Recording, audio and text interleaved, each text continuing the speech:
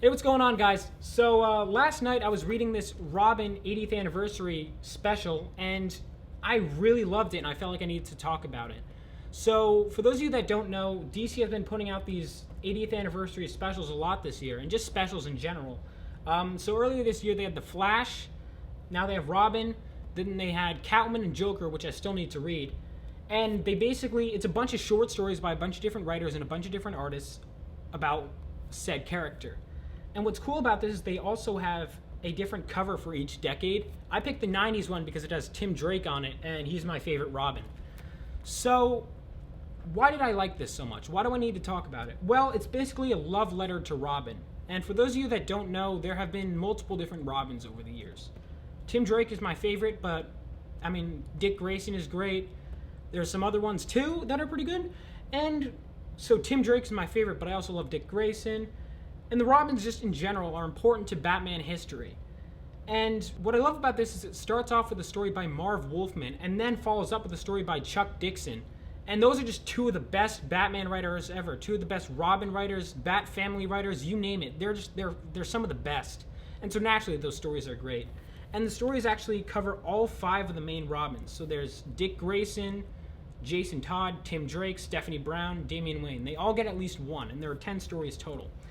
And, I mean, it's pretty awesome. Then there's also one that, as a Tim Drake fan, I really appreciated, and that's by James Tynion, who's currently writing Batman, and he's also wrote Detective Comics. And now I really need to read his stuff, because seeing the way he writes all the Robin characters, he gets it. He gets how the Bat family works. He gets how they interact, and I like that. And he actually did something. He made me like Damian Wayne, kind of. And so I guess I'll explain why I haven't been reading current Batman comics. In large part, though not entirely, but in some part it's because I don't like Damian Wayne. And he's been Robin for a while now. And I've been Tim Drake fans, a lot of us don't like Damian. And we've wanted Tim Drake to return to the mantle. I don't think it's going to happen. I wish it did. It's not. But so because of that, Tim has kind of been in this place where fans have been like, well, what is he? Like, what's his identity? Because we want him to be relevant because we love Tim Drake. And the New 52 was terrible to Tim Drake. But he's back now. That's in the past. And it's tough, you know? Because you have Dick Grayson as Nightwing. You know, Jason Todd is Red Hood. Stephanie was Spoiler. And she also was Batgirl for a little while. And Damian is now Robin. So Tim Drake, yeah, he's been Red Robin, but even then, it's been hard because he's not really that divorced from the Robin identity, and so many people still want him to be there. So writers have kind of been struggling to figure out, like, what do we do with this guy? You know, what do we do with this beloved character? And so it's kind of where he consults all the other Robins, past and present, and he just talks to them, and it's very therapeutic. And Damian Wayne actually gives him some solid advice, and I actually liked that. I liked the dynamic with him and Damian Wayne. Damian is kind of an asshole, but I feel like that's kind of part of his character.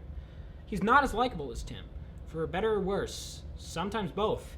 And, you know, it was very nice, because, again, it felt like the characters are really understood. And this, one of the reasons I love this so much is it understands Robin's history. All of these writers, they understand what Robin means, not just to fans, but to Batman in general. And, again, one of the reasons Tim Drake is my favorite is because in his origin story, he proved basically why Batman needed Robin, right? Why Robin is important. Because some people don't get that, especially if you just watch the movies and stuff.